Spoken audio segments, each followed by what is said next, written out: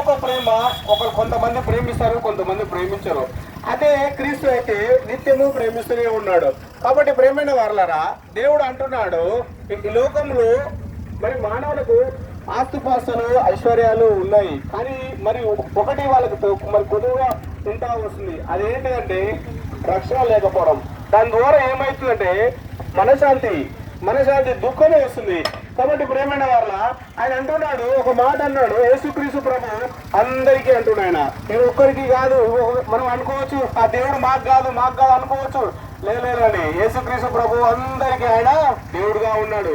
ఆయన ఏం చేస్తున్నాడంటే నీ కోసము నా కోసము తన ప్రాణం పెడుతున్నాడు. ఈ లోకంలో ఎవరైనా ప్రాణం పెడతారా అంటే ఎవరు కూడా ప్రాణం పెట్టరు. ఒకవేళ ప్రేమించిన అబ్బాయి కూడా నీ కోసం నా ప్రాణం పెడతాడు. చివరికి తను ప్రేమను వదిలేసి వెళ్ళిపోతావు.